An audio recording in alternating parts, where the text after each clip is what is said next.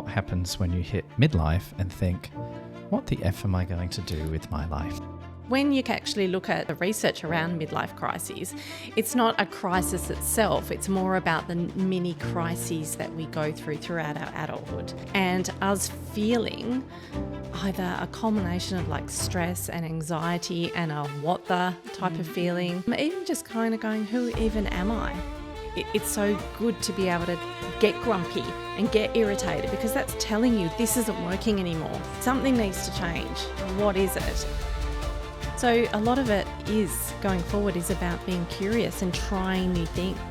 So it feels so weird and it feels so uncomfortable when you make yourself sick, but over time, the more you do it, there's a slow becoming. Yeah. So you're becoming someone different. It's messy and it's chaotic, it's quite fearful at times, and that's why people often don't do it. They just kind of become grumpy for the rest of their lives.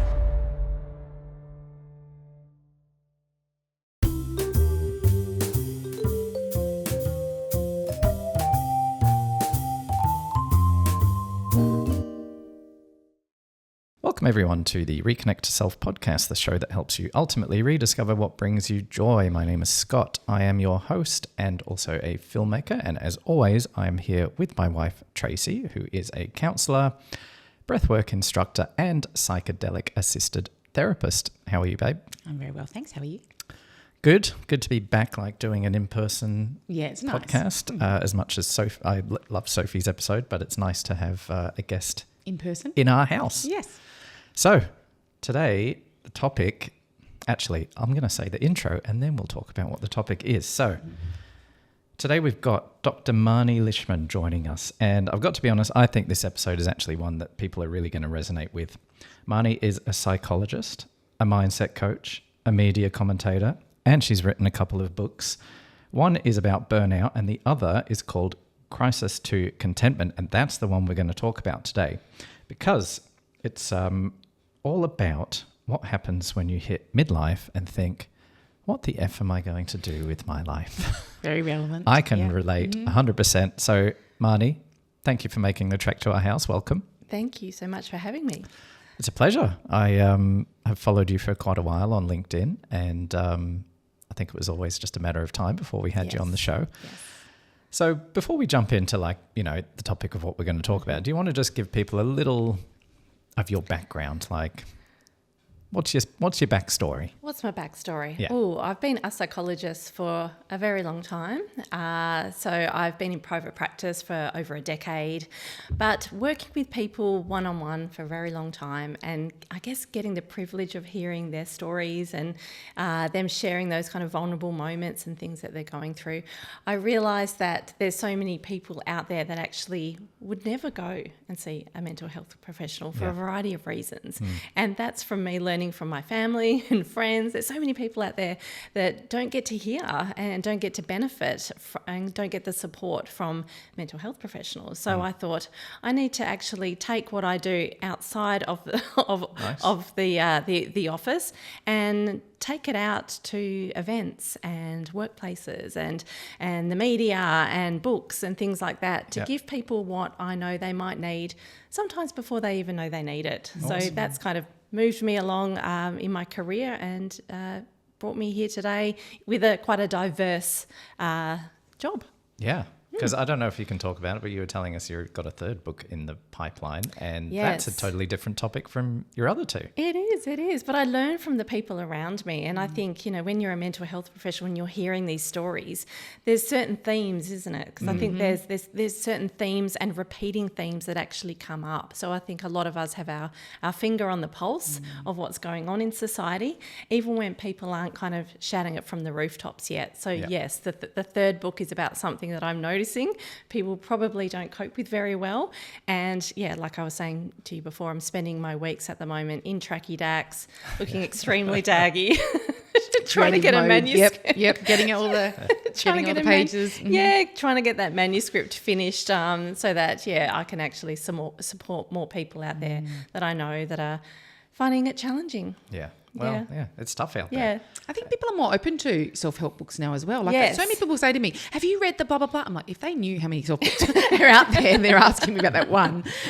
But I love that they're Exactly. reading that. I love that I they're know. drawn to that. They're helping themselves. They're supporting themselves. Exactly, It's beautiful. Exactly. And it's just showing us, isn't it, that there's so many people out there apart from ourselves that are feeling like that. And that's the beauty of media. It's the beauty of books, isn't it, to say, I'm not the only one who's going through this. And, here's some tips along the way that I can actually, I'm not going to, do everything that the author says, but I'm just going to try this new thing. Yeah. I've listened to loads of podcasts where the guests, so like you, have written a book, and then because of the podcast, I've gone and listened to the audiobook Yes, from that. Like yes. so many times Yeah. I've been like, I want to know more about that. Yeah. So yeah, I'm excited that people can get a snippet of what you do and then have the opportunity to learn more, Exactly. through your book. Yes. So yeah. Well, let's jump into it. But I feel like I want to set the scene with me, because I don't know how much you know about my story, but I feel like I fit into this category a little bit. So I'll tell you a Yes. little bit Okay. about what happened when I Yes. turned 40. Well, actually, it was probably started at 36, but then properly sort of happened at 40. And I wouldn't necessarily describe it as a crisis, but I did some pretty major life changes. So people who've listened to the show for a while, they know this, so you can skip ahead for 15 or 20 seconds if you want. But when I was in my 20s and 30s, I worked in the corporate world. So I was a marketing manager for a building company and, sort of worked my way up the ladder. By the time I was 36, I was sort of heading this team. I think I had 4 people. But ultimately realised that I actually didn't love being a manager. I didn't love managing people. I found it Yeah. quite stressful. Yeah. And then the pressures of going up higher in the ladder, performance reviews and all this sort of KPIs and stuff, it just wasn't my bag. Like, it didn't suit me. I didn't like the pressure of it. And I sort of became quite stressed and anxious, didn't I?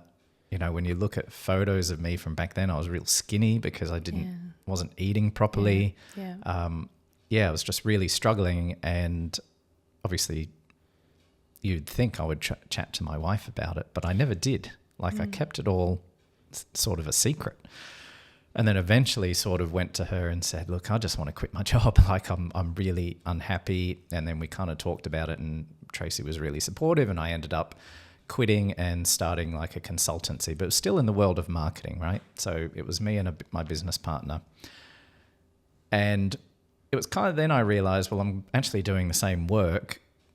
I don't have a boss, but I have all the pressures now of I don't earn a salary. So then I sort of started getting stressed and anxious about, for different reasons, around how am I going to earn money because our kids were little, right? Amelia was, that's our youngest. She was a brand new baby. So it's 3 kids, owed a lot of money to the bank. And so then I carried that pressure for a bit. And then when I hit 40, that's when I was like, right, I'm totally changing. So I had a very stressful period of trying to get out of the partnership with my business partner, because that's not easy. And that's when I got into filmmaking. And because I wanted something totally different, I wanted a purpose, I wanted to feel like I was doing something that mattered, that wasn't just earning other people lots of money, whether that's you're on a salary or I was consulting, but still ultimately getting paid an hourly rate to make them lots of money. Now, was it a midlife crisis?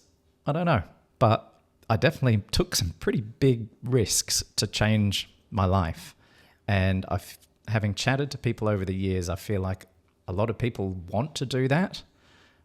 Most people don't, and they just keep going through. So a lot of them sort of look at me and go, I can't believe you did that. You were so brave and whatever. I never felt brave. Like, I was scared shitless, to be honest. But the more conversations I have, the more I realize that so many people go through it. Yes. So I thought I would just give you that for context. Yes. And well, I guess one of the first things I wanted to ask is, how do you define it? Like, what is, what even is midlife? And then what is a midlife crisis? Or is it, I assume it's like a spectrum? Yeah. And you put it so nice, like you can articulate that journey, can't you, of what you actually went through. But I think when I've worked with clients, it doesn't come out so in such an Eloquently. eloquently, and certainly not in I've said such that story a few times. Yes, yes, yeah. So they really can't articulate. They just feel unhappy, and they can't put their finger on it. Right. Nothing feels fulfilling. Everything feels like it's a slog. Yeah, and it's a little bit meh. Yes, it's exactly that. It's no energy. And even in relationships, it will all come across the board. It will be in the relationship, it'll be in the work, it'll be in the life grind. Yeah, exactly. Where nothing's really giving them much joy. It just feels like it's just, ugh. Yeah, and it's a bit like that organisational psychologist Adam Grant talks about languishing, like they're just feeling a little bit, like this bit whatevs. Yeah, and no real energy. No spark. In them, no spark, no nothing. Well, So you talk about Groundhog Day. Yeah. It's actually one of my favourite movies. Yeah. But you talk They're about also that. in their habits and patterns, and that's when I think they get sick of that. They put their head up and kind of go, what's this all about? Well, exactly. So they can't even pinpoint it. So they can't even put it into words. It's this general feeling of unhappiness, a lot of stress and exhaustion, and just going through the motions. Yes. And a bit like the Groundhog Day, but also that one Powerball and I'm out of here type of attitude. Yeah. Like there's nothing worth, there's nothing going on that's really It's almost like, what's the point? Yeah, what's the point? And also, who even am I? Yep. Like I think, a lot of us kind of, we kind of spring out of our teenage years, don't we? And we kind of just get plonked on this socially defined pathway without much thought. I think a lot of us just kind of unconsciously go on this pathway, probably determined by our experiences in the past, maybe what our parents, what society, what, everyone else was telling us we should be doing, and we That's just kind of exactly do what it. happened to me. So the precursor to my story is I had this pressure to be the first one in my family to go to uni. So it was just predetermined. I was going to uni.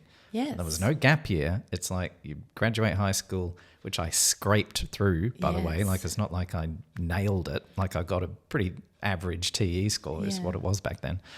And I remember my mum rang. So I flew to the UK. I'm from the Isle of Man originally. So after exams, I flew to the UK. I was staying with my grandparents. Mum rang me up. She was a little bit disappointed with my score. And I think at that point, we sort of had to decide, what am I going to do? And I literally went, well, marketing sounds kind of fun. But it's not like that was my calling. That was my passion. It just sounded more fun than some of the other stuff. Exactly. And then that determined the next decade, 2 decades, because I made that one call to go, okay, marketing. Exactly. But we make these massive decisions, don't we, when we're like 15, 16, 17, that really kind of change the course of our life. But we don't know very much then. We don't know what the world needs. We don't know what we like. We don't know what we're good at then. Yep. So we're very much informed by, Other people. The small group around us, aren't we? Yeah. Or, oh, that looks nice. Or my friend's doing that, so I might just step into their lecture and listen. And so, we just kind of plonk and kind of march through the young adulthood doing that stuff and ultimately not sometimes enjoying it. Do you know, I had a client once where he said to me, he was talking about an apprenticeship he was doing for electrical, and I said something, he wasn't enjoying it in the first couple of weeks. And I said something to him about the course, and he said, oh, it was really my parents had thought that it was a good idea for me to do something like this. It's a good profession and blah, blah, blah. And I said, oh, okay. And did you want to do it? And he goes, oh, I thought it would be okay. I said, okay, well, let me ask, if you got to 2 years down the track and you didn't love it, are you going to feel like, okay, great, I've figured it out, I don't want to do this, and you'll pull out and you'll feel okay with that? Or will you feel like you're a failure? And he said, I'd feel like I'm a failure. I said, why? You know that right now. You know right now it's not necessarily a passion for you or it's something that you want to do. Exactly. So I think people then stay with these careers because it's expected, because they've started it already, and they don't want to feel like a failure not completing, like whatever the reason is, but it's not from them. It's not from their joy. Exactly. It's always, I should be, and when we were talking about feelings before, a lot of people, won't actually listen to what the feelings of maybe going through a crisis, like they won't allow them the space to do that because they should be okay, or they're making lots of money. I should be happy with that. Happy. That's right. Yeah. I did some learning around. So another thing that happened during this period of my life is I got a life coach. And He was pretty good. Like, I don't think he listens, so it doesn't matter what I say, but it was expensive. It was really Yes. expensive. I couldn't believe We how can retrain expensive. to life coaching, Marny. Yeah. Get the money out. Yes. It was prohibitively expensive. But one of the things that I It did, was like 10 grand or something. I remember it being huge. Yeah. Yeah. Wow. but I was so desperate. yes. I could have just started seeing a psychologist or a As a wife he wasn't counsellor. speaking to, but It sounds ridiculous now when but the point I was going to make is one of the things that stuck with me that he did ram home is should. Yes. The word should, which is like should have, must have, need to, have to, must do. yes. These are all words that every time I would use them when I was talking to him, he would question me and go, do you need to? Do you need to do that? Do you have to do that? Yeah. Should you do that? And it sort of, once you start noticing it, you start realizing how often you say that and how often you have those sort of pressures that you're putting on yourself. And the should is a big one because that can come from other people. Like other people think I should do this, or it's just pressure you put on yourself. Like I think I should do this. Exactly. And I think a lot of people carry that. So every time someone brings that up, I just let people know. I've said it before on this podcast, but I think it's worth reminding people. Like it's important. You put so much pressure on yourself when you use that type of language. Yeah. Exactly. well, yeah, when I remember saying to you sometimes about, oh baby, you need to, and you're like, no, I don't need to do that. Like I got a bit like a Nazi there for a while. Yes, exactly. Exactly. Because I guess I was trying to teach myself how often I would say those Yeah. words. And then, when other people put it on you, like she said, you need to do this. Well, do I need to do it? Yeah. The biggest one I had an argument with him about was he goes, tell me something you need to do. And I said, well, I need to pay the mortgage. And then we had this long back and forth about whether I actually needed to pay the mortgage. And I think Amy Amy said talked something about about it that. on her episode where, well, you don't need to pay the mortgage. I mean, you can default. You can run away on a plane to Bali. There's and- consequences and there's Yeah. things that would Yeah. happen, but Yeah. actually you can. Yeah. Exactly. Exactly. So what are the common things that you see with people? Like what is the age that you think this sort of starts to kick in and what are the symptoms or the signs or... Yeah. So I think when we think about, when you look at the words midlife crisis, I think we kind of think about the stereotypical man that leaves his wife and goes and buys a red sports Yes, car. it's the red sports car that gets everyone's attention. Exactly, Yep. exactly. That happens in middle age, and that's probably like 55 onwards. Mm-hmm. But when you actually look at kind of the research around midlife crises, it's not a crisis itself. It's more about the mini crises that we go throughout our adulthood. And what we class as middle age is very subjective, isn't it? It could be anything from 30 to even 70-year-olds would probably be quite offended if you didn't call them middle-aged and you started calling them elderly. So, so there's room there to wriggle around in terms of what midlife constitutes. But I would say, it's just adulthood, isn't it? And us feeling either a culmination of like stress and anxiety and a what the type of feeling, possibly even like burnt out, even just kind of going, who even am I? So I think it's like an exhaustion of who you are, and also kind of chaos in the mind, I would say as well. Yeah. So it's a range of symptoms, a range of signals that are felt kind of similarly between people, but also quite different at the same time. But ultimately, it's actually not feeling content in where you are at that stage in adulthood. Yeah. Do you think that, because what I've found in my practice is lots of people that are very discontent or they're having big sort of emotional things come up, it can also be around hormones. Yes. Right in the middle, in that middle age thing. And I think it's Exactly. almost like the nature's way of saying, deal with your shit. Because it's bringing up all this stuff. And people that would have been people pleasers right the way along, all of a sudden they hit their mid-40s, late 40s, and they're starting to unpack these things and starting to speak to their partner about, hey, I actually don't like these things in the relationship. And he's like, what? Where's this come from? You've been putting up with this for years. So they start looking around at their life, at the things that they probably have been putting up with. And now they're like, I don't want to put up with that anymore. Exactly. And there's so much change, isn't there? Like across the lifespan, particularly in our adult years, and because it's such a big window of time, so much happens to us in our careers. There might be parenting involved. There might be looking after elderly parents. You've got that sandwich generation as well. Yeah. You've got all the physical changes that happen as we age as well, including the hormone changes. But there's lots going on in the body apart from hormones as well. Yeah, and I think that can make people feel a bit like feel their age, or I'm getting old, or I'm getting this, and they don't feel as confident in their bodies as well. Like whether that's physically and feeling attractive, or just the functionality of it not moving and doing the same and things. Everything's in pain. Keep putting things out. Exactly. But then there's relationship changes as well. Like a lot of adults, it's not just one relationship that they're in during that time. There's all sorts of things happening throughout this time. There might be separation, there might be divorce, there's all sorts of things, new relationships, stepchildren, but there's lots of social changes as well. There's so much going on. Even your role as a parent changes because as the kids are getting older, you're not as needed as, as that parenting role. The kids are more independent. So then that's when you can also come back to what's my purpose here? What am I doing? Yeah. You didn't think like that in your 30s. You're just busy. Well, exactly. Yeah, you're just getting shit done. Exactly. Yeah, you're just kind of going through the motions. But because there's so much disruption, a lot of chaos, a lot of change, there's grief involved as well. So we start losing people. It happens more often in adulthood. But then just globally, so much has changed. Like since I was a young adult in the world, so we're absorbing us modern day middle agers, midlifers, are absorbing what's going on in the world as well. So we can't. That's creating chaos in our minds. Especially now. Like I think our generation is, I don't know how old you are, but we were born in 78. And he likes to out me on the podcast regularly.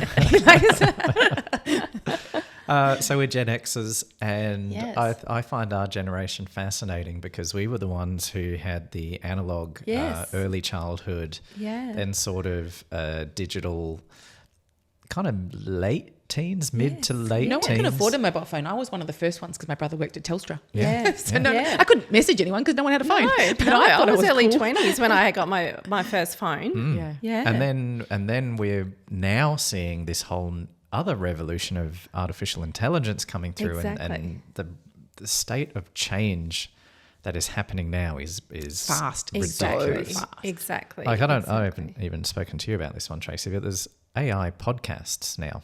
Like, so I was at the chiropractor last week. You're redundant already.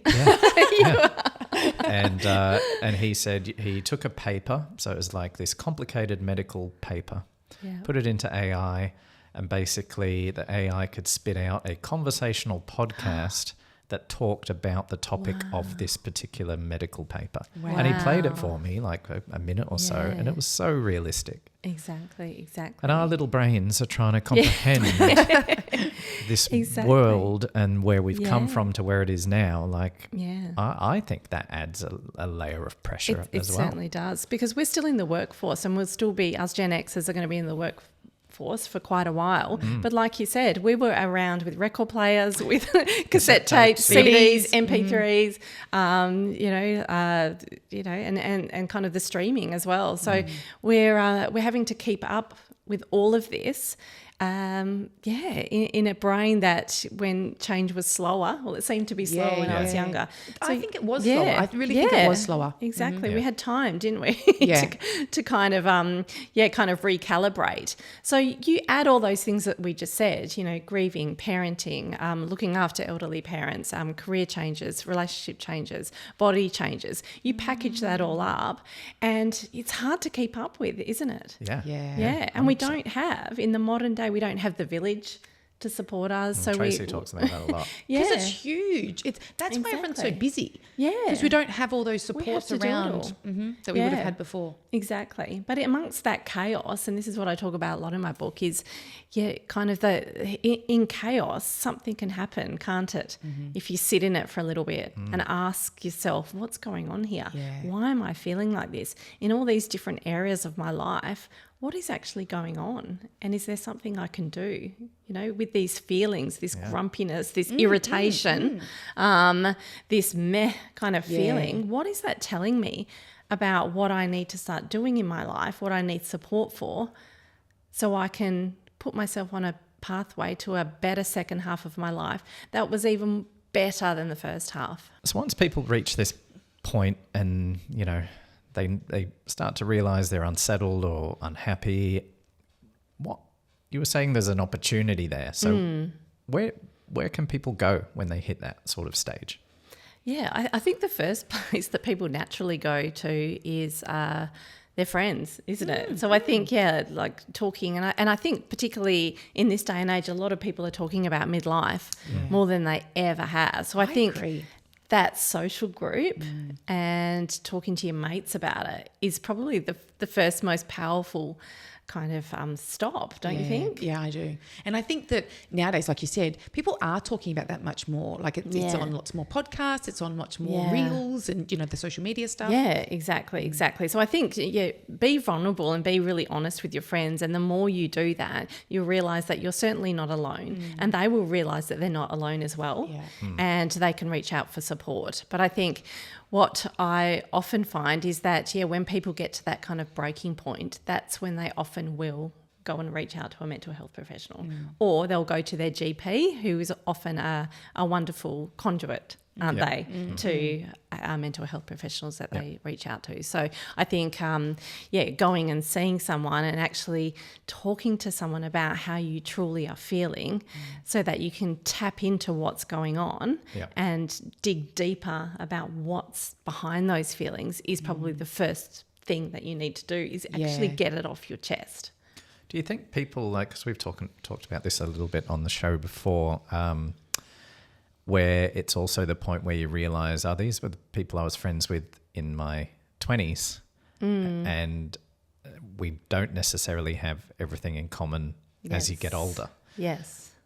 Like if I was to think about some of the friends I'm still friends with from high school, for example, not sure I would have those conversations with those guys. Like, do you think you're also reaching a point where you're questioning, you know, what do I enjoy? Do I still enjoy getting hammered at the pub? Yeah, I definitely think that's valid, because I have lots of clients telling me that they don't want to do the things that they've always done with those friends, or they feel like that person's not really grown. Like, you know, they're still the guy from high school that's wanting to get hammered on a Friday night or, you know, whatever, and they feel like I'm just not there anymore. Yeah, exactly. But it's listening to your feelings, isn't it? And I often say to people, you know, when a friend sends you a text, if inside of you lights up when that text comes and you want to answer them back straight away, that's telling you something, isn't it? But then there's other people who are probably friends, probably from long ago, that you might just be quite like out of alignment with, where you're like, I don't know about this.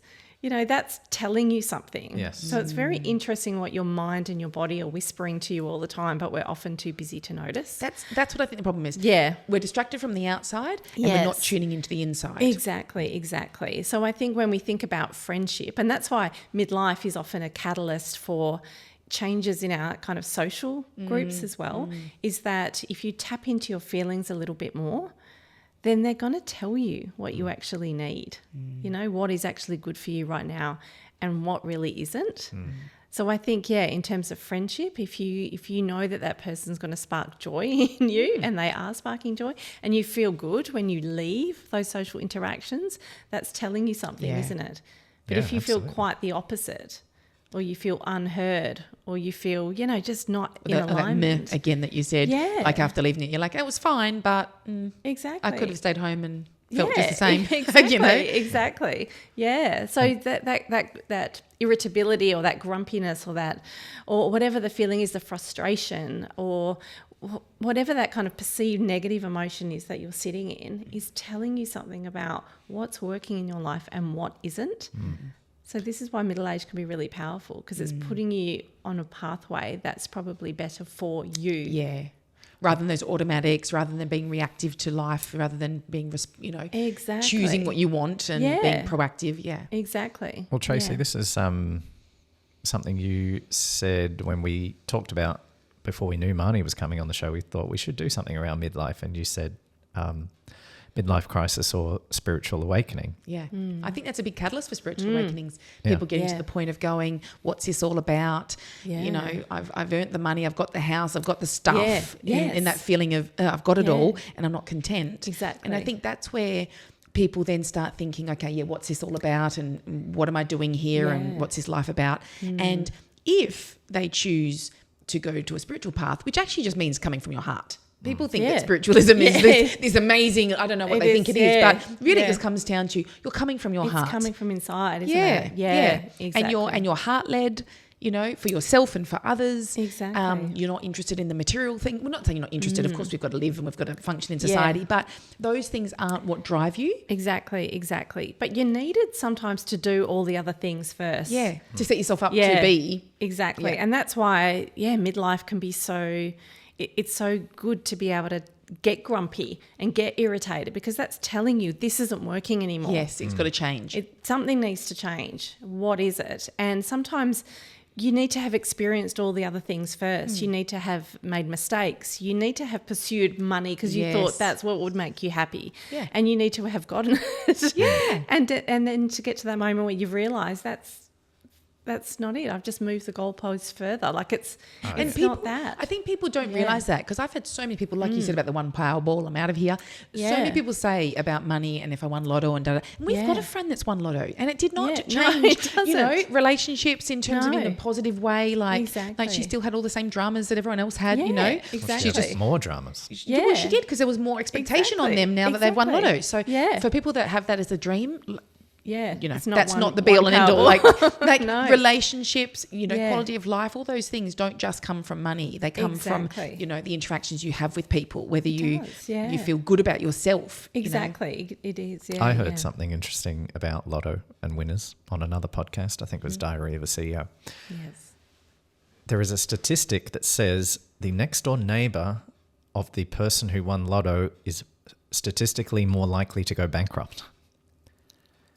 Because keeping up with the Joneses. Oh my God, that's terrible. I feel like that would have to be an American. I can't see that happening in Australia, but to me, in America, I sort of think, okay. I thought you were going to say that they go bankrupt again, because they've heard habits are the same. Yeah, habits have not changed. Yeah, you just go back to baseline, don't you? And there's that research. I think that one's true as well, but I thought the next door neighbour one was interesting. Exactly. But I think what we realise is that happiness doesn't come from anything external. That there's something missing, and that's when we start going and searching for it a little bit, don't we? Yeah. So how if you were seeing people, or if people come up and chat to you after an event where something's resonated, like what advice do you then give them where they're going, yes, I'm ticking all these boxes, you've just described me. Yeah. What happens next? Yeah, well, then I'll work with them, and then we actually, just through conversation, we start talking about all the different areas of life that we've just mentioned. It might be the physical changes they're going through, what's going on at work. There'll be little snippets, little pieces of gold in all the conversations they're talking about, whether it's their relationship or something happening with their teenage kids and that relationship's changed. Maybe they're talking about their elderly parents. There'll be something in the conversation that they're leading with where and clients do that. They take you on a path. Yeah. They tell their stories, and through it you see repetitive themes, don't you? Like they sometimes lead with things, but then there's stories behind the stories. Yeah. So through that's where you start having conversations about where there's some discontent and what we need to tap into there. And then together we can explore what are some of the options, what are some of the changes. And if we don't know the answer, then we just get curious with it.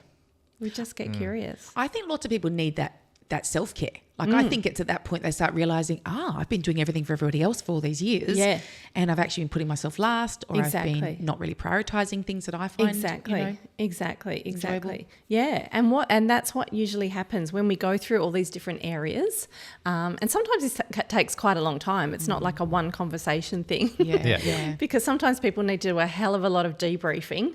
Or the angst. But there's so much that they've often locked in. So like we were saying before, there's a lot of shoulds, isn't there?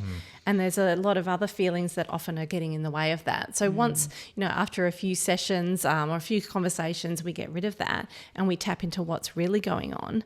It is often a misalignment with what they're truly wanting now. So it might be, I'm just not happy in this work. I've been doing this job for all these years, or I was plonked into a career for the last 20 years. that I really am not happy in. And it's just come to my attention that I want to do something else. Yeah. Be interesting to get both of your opinions on this, is because I reckon that would be a big one, right? That would have to be like right up there as the number one, is I'm not happy in my job. Not everyone is going to quit and become a filmmaker. So what advice would either of you give to someone who is unhappy in their career, but and maybe it's people who it's so specific, like I don't know, what's a really specific job, like a software engineer or something where you're not necessarily taking those skills and dropping them around. over there. But you know what? The beautiful thing about, we were talking about how fast-paced change is nowadays, but it's such a good time now, isn't it, where people can kind of work or cut down or be in more of a hybrid type arrangement. So there's flexibility in our roles now. So it's all well and good for me to kind of go change careers when you've got like a massive mortgage to pay. You know, like it's not all or nothing. There's still kind of a grey area that people can kind of cut down a little bit. They could have a bit of a side hustle, That's what we try both did. something. Yeah. That's how we started our businesses, was on the side. Mine was on the side. And then once it got to a certain point, I quit my real job, my other job, and then started working for myself. But it wasn't that I'd stopped and then did my own thing. It was alongside. Exactly. And there's so many courses, isn't there, that we can do, and there's many on the internet that are actually free where you can kind of step into your future with your little toe until you're comfortable. So again, I should point out that I actually kept two of my favourite marketing clients and kept working with them, and I actually still work with one now, but kept working with two of them for years while I was making films and learning, because I did the same thing. You needed that because filmmaking does not make money everyone. Filmmaking doesn't, even if you're good at filmmaking, it still doesn't pay anyway. Even if you're getting on SBS, it's not a... So, exactly. So I still kind of treated it as a side hustle for years. So I should actually point that out, because that is relevant. Exactly. And still had bills to pay. But with workplaces, it could be, even if you're not happy with your job, you could still do that role maybe in a different workplace where there's a different culture in that organisation. You could also make sure that your outside of work stuff is very stimulating or really enjoyable to sort of find that balance. I remember one time one of my friends was going through a lot of crisis in her relationship, and she was bored in her job. It's the same thing, really bored, thinking I need to change. And I said to her, do not change your job right now. I said, that stability, you need to have that no-brainer for your job, because you've got too much stimulation away from that. If you're going into a new role and you're learning all this new stuff and then going home and dealing with all of that, you'll just be exhausted. Well, exactly. So you've got to kind of deep dive into the area where there's the discontent, because it might not be about the job. It might be about the manager. It might be about the culture. It might be the drive's too long and it's a pain in the ass being in traffic for an hour and a half every day. It could be whatever. Exactly. So often we don't delve into that, because again, we're busy adults, aren't we? So once we get that kind of area of discontent, you just tap into it a little bit and go, what's this all about? Where is the unhappiness here? And then see what you're in control of. Is it a conversation in the same workplace? Is it a conversation about the demands that are placed on you, or the tasks and duties you have? Is it about you actually want a kind of promotion or a different role within the same place? And you know what? Them coming and unpacking that is what's so important, because it's that pulling it apart that gives that information. Because I think that most people come with that overwhelm of, I just feel shit. Well, exactly. And this is the thing, when people come in with an overwhelm of this is shit, they're just in a stress response, aren't they? And then emotionally driven. No. So they're either going to fight or they're going to flee. And that's where people quit. Jobs that later on down the track they go, oh, maybe I should have had a conversation with my boss, or maybe I could have stayed there and sought some opportunities for growth there. And they don't even see the options, do they? They're so narrow. Their focus is so narrow because of the stress response. They're not in that ideas or that brainstorming kind of a state. Exactly. And I guess when they're working with people such as ourselves, you're not judging them. You're allowing them that kind of space to kind of really think about what components of their work are actually causing that. And then trying different things, going away and saying, do I need to communicate? Do I need to put some boundaries in place? Do I need to, start a side hustle and put things on Instagram for free? You know, do I need to kind of dip my toe in an area that I'm interested in, even though I'm not going to get any financial reward yet? So it is kind of that in all the different areas of life, you know. Because I think what popped to mind when you just said that is you're actually changing your energy.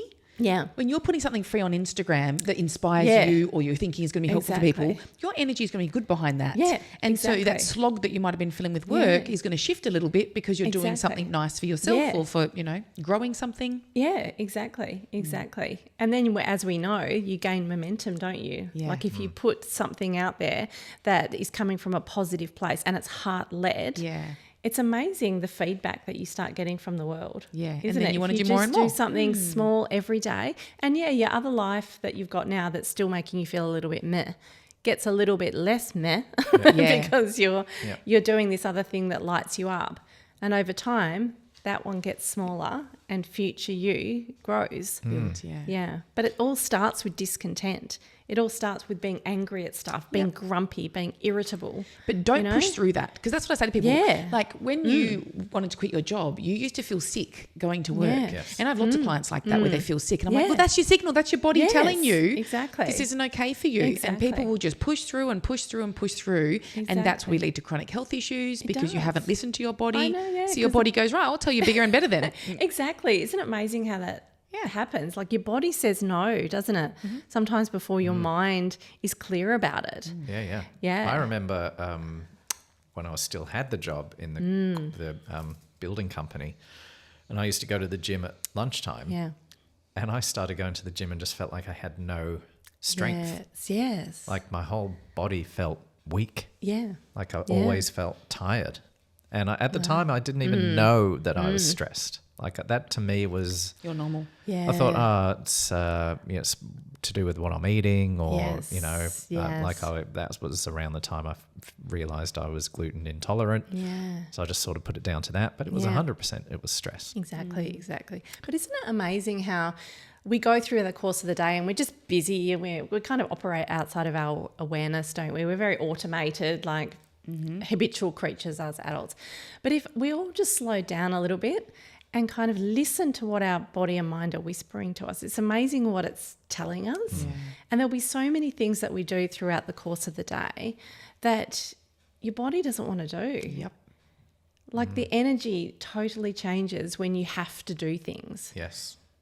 Whereas there's other things, it might be a friend or going out to exercise or walking the dog or doing certain components of your work that you just feel energized. Like it's almost like the energy just floats you to do it. Well, there's no thought. But knowing the difference is the wisdom, isn't it? And the more we realise that as we kind of trudge through adulthood, you can steer yourself in a better direction if you tap into that. It's your body and mind are telling you. It's wisdom. And valuing yourself enough to do that. Like I think that's the problem. People aren't valuing themselves enough. They're like, this is just how it is. This is just what I've got to do. Exactly. And then if you say, well, would you tell that to your kid? Yeah. Would you say to your kid, no, that's just your career for 20 years. You're going to have to lock into that. No, you wouldn't. If your kid's unhappy, you'd be saying, oh, what can we do? And how can we help you? Exactly. And, you know, if you're, and let's face it, a lot of adults are very grumpy. But tap into that. Don't become a grumpy old person. You're allowed to be grumpy. You can be grumpy whenever you want, but stop for a moment and go, what's going on for me? Why am I feeling like that? You know, you're so right. Can I just say, I heard I'd say it's a saying or it's a phrase or whatever where it says, you know, first it starts like with a grumpy and it's a moment. And then if that continues, well, now it's a mood. And if that continues, now it's a demeanour. And if that continues, now it's a characteristic of who you are. And it's because you've just sat in it for too long. You're marinating in it and becoming someone that you're really not. So a lot of people can get into middle age and kind of go, who am I? I'm not even anything like I was 20 years ago. Like we don't want that. You know? Yeah, that's interesting. If you want to have choice in it. Yeah. So if you are grumpy, it's kind of like, yeah, you're allowed to be. That's fine. But figure it out. Something you can do about it. Well, that's what I wanted to ask you is how, to people who are listening and it's resonating, you two are the mental health professionals. I'm like the lay person. I would be listening to this going, well, how do I work through it? Like if I'm not, say I'm not, for whatever reason, I'm not seeing a counsellor or a psychologist or a therapist, what are some things I can do? Well, what Marny just said, unpack it, trying to go. But how do you unpack it? Like what do you ask yourself, for example? You could get a feeling sheet and you could go, right, what are the feelings that jump out at me that I'm feeling right at this moment? Where are they coming from? So like what Marny was saying, what area is it coming from? So is it relationship? Is it work? Is it, so narrow it down to the area and then kind of go, what's my self-talk or what's my interpretation of that area? So for example, if it's work, it's going, it's so unfulfilling, I don't like it. Or if it's relationship, we feel so disconnected. Like what is underneath? Yeah. And what is any it? of those? Yeah, exactly. Yeah. And sometimes we don't have the full answer because future you, like you don't know what future you needs. You're just going on what's happening now. So a lot of it is going forward is about being curious and trying new things. And often I say, again, this is why it's such a catalyst, because for massive amounts of personal development, this irritability that happens when we're disrupted and lots of changes happening in our lives, and when there's chaos and discontent, is that, you sometimes don't have the answer. You can't always problem solve it, but you can try new things. So it's almost like I'm going to try doing different exercises or a different exercise regime, or I'm going to try this new class to learn if I want to do this going forward, or I'm going to communicate a little bit differently at work and see what happens. So it's almost like you're evaluating, you're trying new things, but then you're evaluating in real time and then adjusting the sails as you go. Yeah. So it's that adaptability, isn't it? And flexibility that you actually need as well. Yeah, as you're saying that, it popped into my mind, one of my clients that she was a people pleaser and she had to speak to her husband around this time because she was realising that she wasn't speaking up and she wasn't. So she had to really adjust and think, okay, yes, it's coming from the relationship. I need to speak up. Like I don't know if she worked or not, but that wasn't the area for her. It was around the relationship and feeling like that was a bit stale. But once she actually started speaking up, because her husband had no clue that she felt this way, their relationship changed in a really positive way. Yeah. So, again, that irritability is an important cue to say, look underneath, where's that coming from? What are you needing? Exactly. And not just ignoring it or pushing on through. Yeah. Because that's when you are just that grumpy person to be around. Yeah, exactly. And some of this is building that psychological muscle that you might not have. So for many people, they might have spent 45 years not speaking up about how they actually feel. They've just been people pleasers their whole life. So it's almost like it's never been there before for them to actually be assertive and articulate their needs to people ever. So it feels so weird and it feels so uncomfortable, and you make yourself sick, don't you, when you have to speak up. But over time, the more you do it, there's a slow becoming. Yeah. So you're becoming someone different, but it's always uncomfortable. So you need the uncomfortableness. And I always say to people, it's just unfamiliar. It's unfamiliar. The uncomfortable feeling is coming from it not being familiar. So like what you're saying, the more you're doing that, it's more familiar. It's not going to be so stressful for you to do that or uncomfortable for you to do that. Exactly. So I think, curiosity is a piece, not having all the answers, being imperfect, being messy, being chaotic, shaking when your voice, when your voice is trying to say something. That's all part of the process. That's in the becoming. It's messy and it's chaotic. But coming from a place of discontent first and stepping into that mess is quite fearful at times, and that's why people often don't do it. They just kind of become grumpy for the rest of their lives. We see it all the time in lots of old people. They become like that. So to be more content from a crisis is you have to step into the thickness of it and the messiness of it to build the psychological muscle to step into something better for yourself. Because you're being someone that you're not sometimes to get a better version of yourself. So if you don't have that messiness, you're just going to continue to do tomorrow what you did yesterday. And that's going to keep you in discontent, isn't it? Yeah. You know how on the retreat we do values? Yeah. Are values relevant here? Like 100%. Definitely. Because that's going to align you to what you actually really want in your life. And if people aren't tapping into what they truly value, again, we're coming from other people's values, other people's expectations. Exactly. We're not being true to ourselves. Yeah. So along with what Marny was saying, I would also couple that self-care alongside of that inquiry, because they're not feeling great. So they need to Yeah. balance that out with doing nice self-care Exactly. and getting them to really explore different activities that would make them feel Yeah. good. And that would be, again, that curiosity of you might not Exactly. know what that looks like. Yeah, It's yeah, just 'cause going, you've hey. never done it. Yeah, Yeah. go on Pinterest, type in self-care. There'll be 50 things that come up. Well, exactly. Just jump through the list Yeah. and see what, stands out for Exactly. you. So it's coming back to you being unique and you being true to yourself. And Yeah. lots of people have never done that before. No.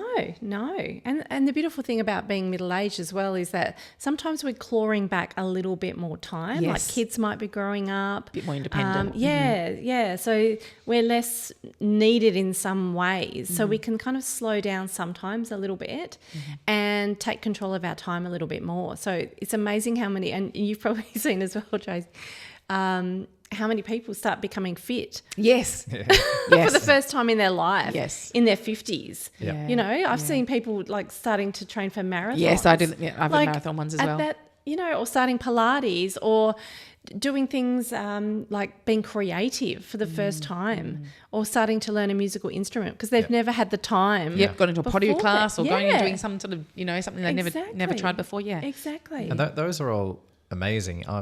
What popped into my head then when you said that is, do people who put their whole identity into their children struggle?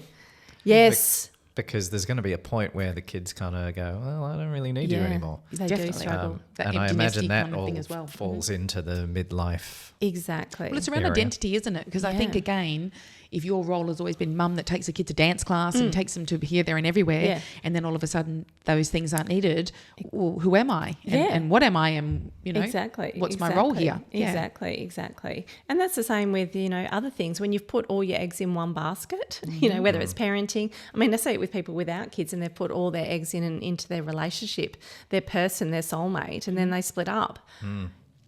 Or an athlete, or that's a professional sports person Exactly. where, Or a they've got an workaholic. injury. Yep. Yeah. So this is kind of, what we were saying, a lot of us kind of grow up believing that, money's going to make us happy. Yes. Yeah. And so we just put everything into our careers and then you get to kind of 40 and go, I actually hate being a lawyer. Yeah. Why the hell am I a lawyer? Yeah. Like I actually Or don't I've never like liked it. this. Yep. Exactly. But I've got lots of money and actually I'm still not happy. And people would think I was crazy if I was not going to be a lawyer anymore. Exactly. But some professions, they've put all their eggs in that basket and then when they're not happy, Yeah. it's really tricky. And the same if you put all your eggs in parenting or all your eggs in your partner. That sounds very weird. That sounded so weird. But this is the thing. Yeah. And I think, that kind of moment, that catalyst is kind of going, hey, there's so many different areas of my life. And that's why these discussions are so important. Thinking about all the different areas of your life, all your life currencies, really spending that time thinking about what do I need to be my best self?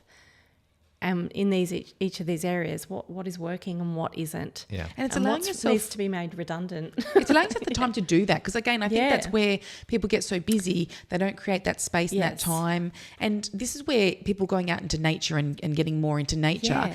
creates that space for them to just think and to tune into Exactly. themselves and to feel at Yeah. peace rather than the running from one thing to the next. Yeah. But it's that slowing down that's important It as well is. around that time for the Exactly. processing. and- Exactly. I think a lot of people, when they go and see a mental health professional, and it could be a counsellor, it could be a psychologist, and like you were mentioning, a coach, it is not always rocket science that we're giving people. We're giving them that space to actually reflect. Of course, there's tools and techniques that we give, but a lot of it is actually getting them to remember themselves Yes. and give them that time to actually think. I agree. Yeah. This is why we do our retreats, actually. Again, giving people the chance to stop, come away, be with themselves, connect to Yes. themselves, see what's Yeah. important to them. Like that resetting Yeah. is so important. And I think that It if we is. don't allow ourselves that, we're just continuing the same path Well, exactly. that may not be working for us. Exactly. And I think this is the conversation that everyone kind of needs is to kind of say we need to be in a constant state of re-energizing ourselves, resetting, stopping and thinking, is this working, is this not? So a constant state of kind of evaluating our lives. Yes. This is why midlife crises are good. I agree. 'Cause it It's a stops. real, It it's makes a you real, stop. let's sort our shit out. Exactly. Yep. And any sort of crises, you even think of world crises. It's a turning point, isn't it? Look at what's happening in the world. There's a moment where it's chaotic, it's horrible, it's fearful, it's uncertain, it's unpredictable, it's volatile. And that's what we feel when we're in midlife at times. Right. But something happens in that time. Yep. And then And change will happen. you can change it. You can kind of, what's happening here? What do I need to look at in the past that, you know, like what worked last time, what didn't? Yeah. What do I need to put on the scrap heap? And then what do I need to apply going forward so that is better? And again, Yeah. that'll only come from inquiry and curiosity. Exactly. And if you're not taking the time to do that, you're not going to have those answers. Exactly. And it's the same thing with, you know, if we look at politics and, you know, what's going on in the world, yeah, that messiness has to happen for the better thing to come of it. Yeah. Yeah, and that's what we need to kind of use that formula for our lives as individuals. So it's a good thing for us as for the collective, but it's certainly something that we can think to do as an individual. And just to add, you know, if people don't want to see a mental health professional, it's take that time alone. Just stop. If it has to be, you know, a weekend away by yourself or an afternoon and shove everyone out of the house, just to stop and think, how am I feeling? Yeah, you Why can could journal I be- that. You could Yeah. just do automatic writing. Exactly. I did Why? a weekend in a cottage by myself for the first time ever. Yes. What was it, a couple of months ago? Yeah. It was amazing. Yeah. I highly recommend it. Oh, It was exactly, fantastic. exactly. Yeah, take yourself away. But even if you can't do that, and many people can't do those sorts of things, you know, just go for a wander. You know, in parklands near you or along the coast, or you know, take the dog for a walk. I mean, I feel like my dog is the most walked dog in Perth because I feel every morning I need that kind of sunrise walk just to centre myself, so I'm in control of my day before the world gives me Smacks you in the things to face. do. Yep. But I need the sunset walk as well. I need the alone time to really reflect on my day and you know, just Do you know, I've heard so much stuff recently about walking on different podcasts, about half an hour a day and how good for you it is. And it makes me feel guilty. I go to the gym, but I don't do as many walks unless it's beach walks, which it's going to come up to someone else, so I can do them. But also the reason why walking's so helpful is because you know about EMDR. So with EMDR, which is the eye movement technique that a lot of therapists can use, that was discovered from a lady that was walking. And so they say if you can go for a walk, because your eyes are moving in that bilateral movement, you're going to process things, you're going to have things come forward. So it can be that really lovely time for yourself to reflect, to you know, to inquire. Yeah, exactly. And it's that's amazing. free. Oh, and it's free. And you can adjust the time according to the time that you actually have. So, again, it's not rocket science. It's moments, isn't it? It's thinking, it's reflecting, and it's really listening. I like what you said, actually, because in the morning and the afternoons, I think that's where your morning and your evening routines could really be important here. Because by setting yourself up in the morning, having that quiet time before you touch your phone, before you interact with anybody, before you check your emails, that you're actually coming into yourself, thinking about your day, thinking about how you'd like to be, thinking about your energy and what you'd like to show up in, you know, with in that energy ways. I'm really getting that wrong. But, you know, you're coming with that energy. You want to be really set yourself up nicely, rather than just being reactive to an alarm and jumping out of bed. Exactly. Yeah. Can I ask when, because I do the morning, not always sunrise, depends on the time of year. If it's, sunset. No, sunrise, morning. Yes. Do you listen to anything, or are you totally, See, I have a podcast on, and I was... I keep hearing people say, don't do that. I've heard that too. I'm bad at that too. If you're going to do the walk without anything playing in your head. Exactly, I would go, naked ears. Mm. Naked ears. It's quite amazing what actually happens, because you're mindfully in the moment, but you're engaging all your senses. But it's quite amazing what happens to your brain, because it just all starts communicating. All the different sides hemispheres are communicating with each other. You're not fed information. So again, it's not the external, it's things internally start coming out. And I find with my books, and I'm even the one I'm writing at the moment, I actually write my books in my head as I'm walking. You're getting flow. It rarely comes when I'm sitting in front of the computer. So when I'm in front of the computer, I'm just regurgitating what I've already created in my head from my walk. I'm the same with every time I've done a breath work and a meditation, I'll come up to Scott and I'll go, blah, blah, blah, blah, blah, blah, blah, blah, blah. And he always says to me, write it down. Yeah. Because I get so many ideas Yes. after that. And again, it's that Exactly. tuning into ourselves. Yeah. And this is where we can also, and I will say that this leads me personally into a spiritual journey, Yeah. because you start seeing the magic in the world. Oh, exactly. Like when you're going on your morning Yeah. walks or your evening walks, I bet you're noticing the sky and the nature Exactly. and the things around you and the Yeah. sounds. Exactly, yeah. Looking at the birds in the sky. Yeah, so you're very much in the moment. Yep. And psychologically and physically there. Yes. Instead of just physically being there but psychologically elsewhere. Which is what I've been doing for Yeah. years now. Yeah.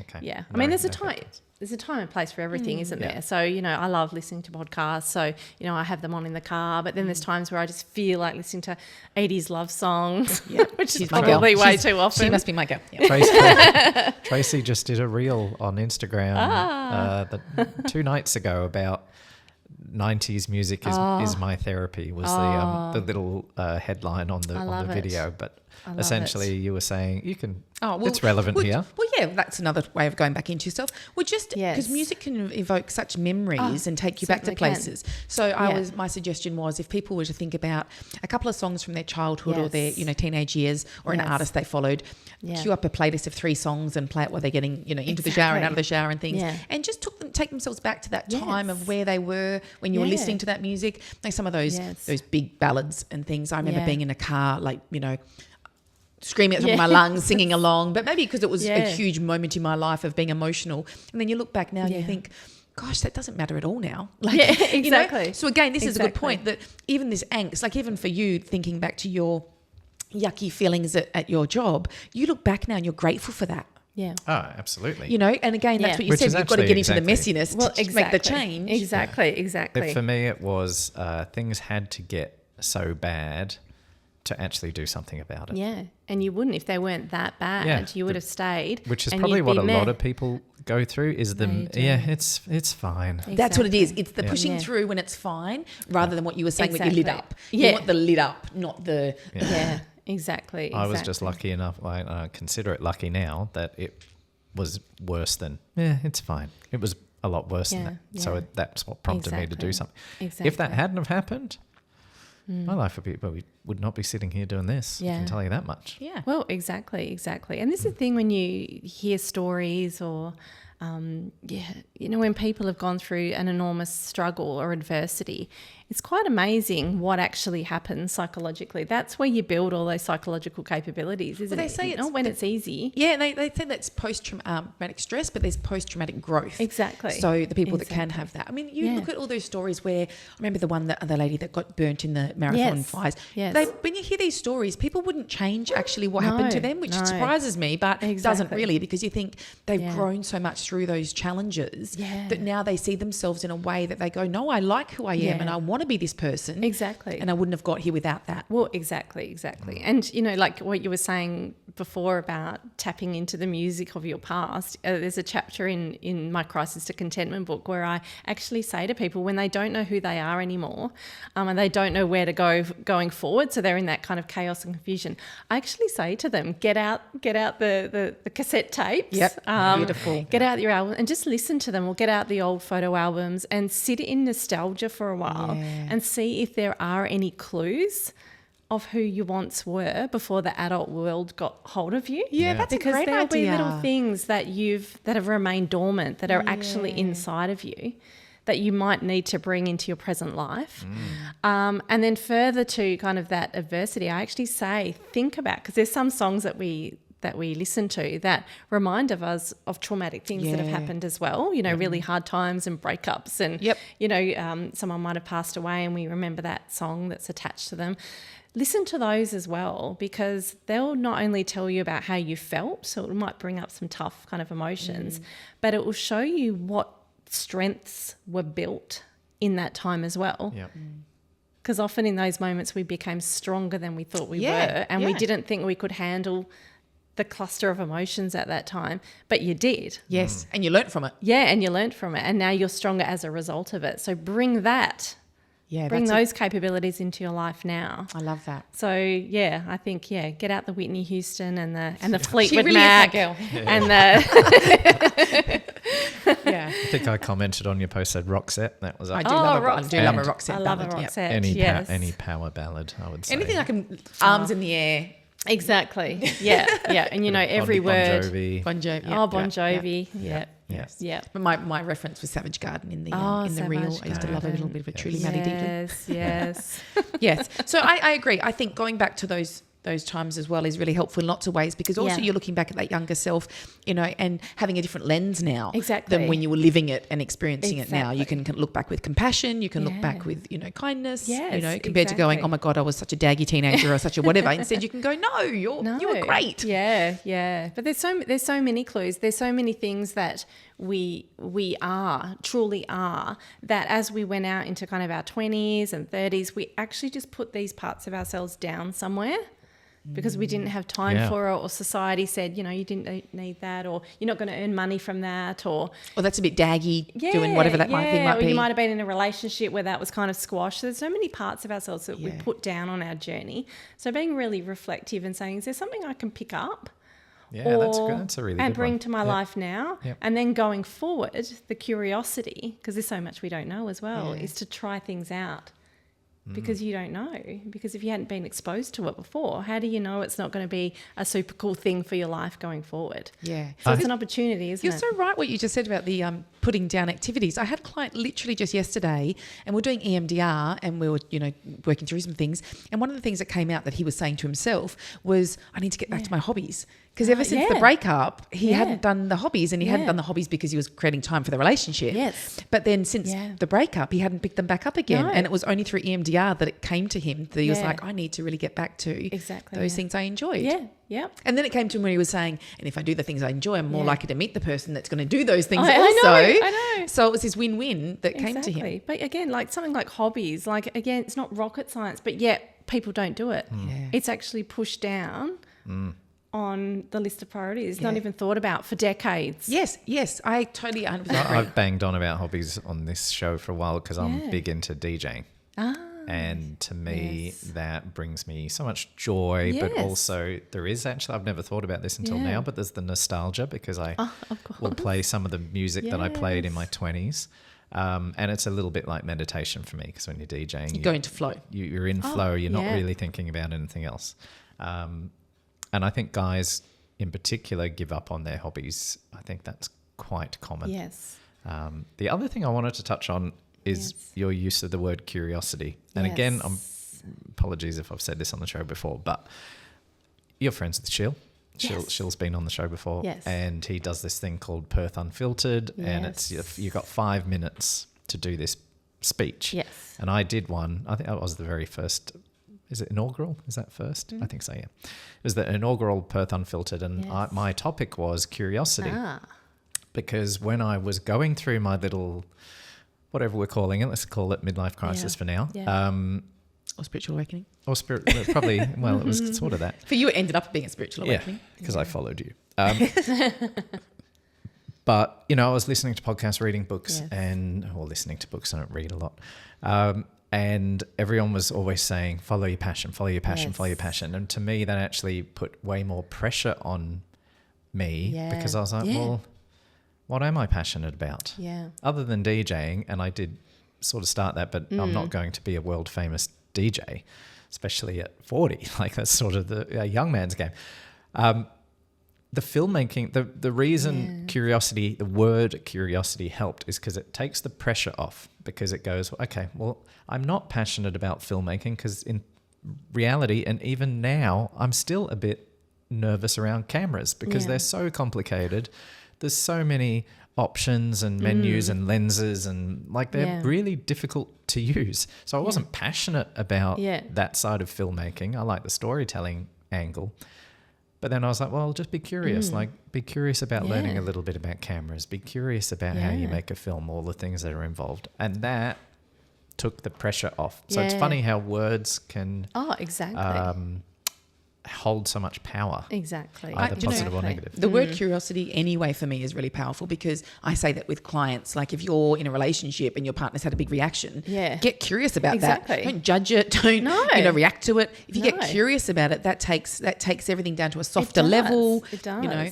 So your defensiveness can go out the window. Exactly. It takes that pressure off to know the exact answer to anything, doesn't it? Because you're seeking to understand, and you're like, I wonder what this button does. Yeah. And I do not think exactly. Most people normally, it would go, the question comes in, they'll go, someone asks them, what do you feel about da-da-da? Question comes in. Before it even touches them, they go, I don't know. They smack it back out. And you're like, no, you didn't even let it sit on you. Exactly. You didn't even stop and inquire and give yourself a moment. It didn't come to you in that 1 second that I asked the question. So you said you don't know. Well, exactly. Take the time. Exactly. And that's just going to be, people will just put these roadblocks in front of themselves all the time. And in a world that's moving so quickly, you're really going to do yourself a disservice. Yeah. Absolutely. So you've got to value yourself. Value yourself enough to give yourself the time to unpack it, to look at what's underneath it. Yeah. You know. Exactly. And just own it as well. Just own your feelings. And I think, again, the hormones are very helpful. That will help you own it. No, I don't want to do that. Or, what the hell's that about? It's like putting your hand up and saying, no, feeling like shit today. Yeah. Like the more you start doing that and owning that.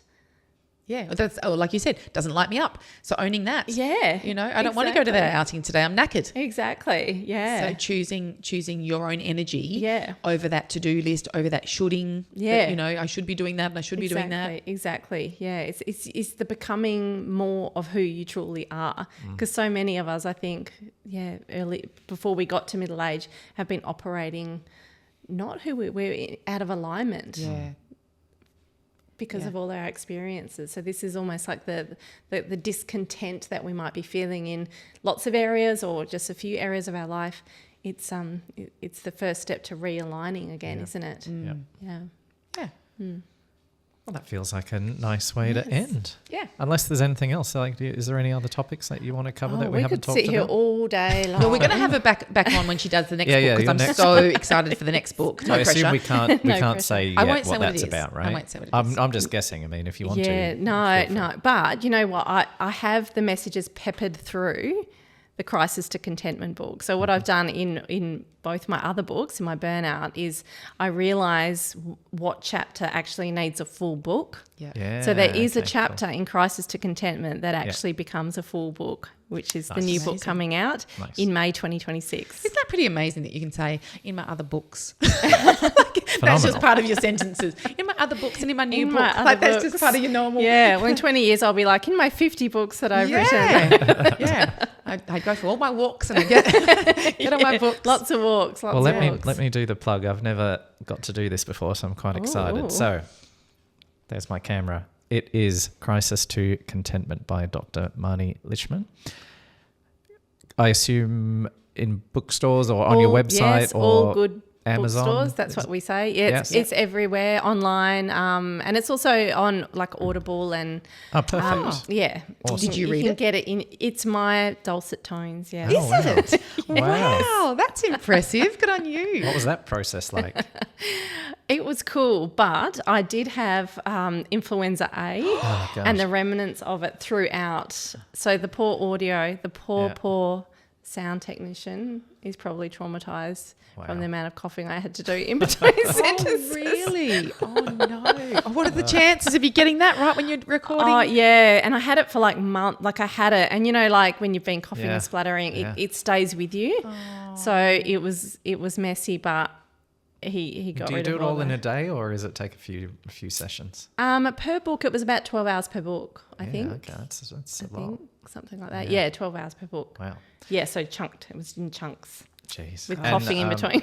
Gosh. And where can people find you? What's the website or any social media? If you just Google me, it's just Dr Marny Lishman. And I'm on social media and got my own website. I'll put some links in the show notes. Yeah, that would be perfect. And it's Marny with a Y. Marny with a Y, don't forget that. But I'm sure it'll autocorrect. Awesome. Well, thank you so much. Thank you. Yeah, it was a real pleasure to have you on the show. Fun. Thank you. Is there anything that when this episode comes out will be the day after our retreat, and then we're done with retreats until May 2026 for individual you do have one more relationship retreat, November. Towards the end of November. Yep. So go to the website for details on the relationship retreat. And we should tell people we're planning on, during our hiatus of having no retreats over the summer months because we find chittering to be quite hot and dry, we are thinking about doing some other stuff. Shall we? Yeah. Yeah. We are, okay, probably going to do a breathwork event. Mm-hmm. I might DJ at that breathwork event. That's down the track. That's not very soon. I'm keen to do it. Are you? And then we might do like a beach. We do a few beach things. So if you live in Perth, make sure you follow us on, or follow Tracy on social media. It's at tracyquayle.therapy. And join our newsletter, because whenever we're doing events, I should be looking at my camera. We send details about what we're doing. And obviously, if you live in Perth, you can come in person. And at some point, we might do something online as well. We're also looking at doing a retreat in Bali. So for those people that aren't from Perth, then they maybe could come along to our Bali retreat. Which we're thinking might be August next year, but that is... That's because I'm so sick of the Perth winter that I need to have some sort of escape to get out of the weather. And if I can tie a retreat into that, that sounds like a good excuse to get away from the kids and tell them it's work. Sounds good too. Okay. Perfect. Anything else we've got to plug, or are we... No, I think that's all good. Good. All right. Good job. Thank you again, Marny. Thank you, Marny. All right. Bye, everybody. Bye.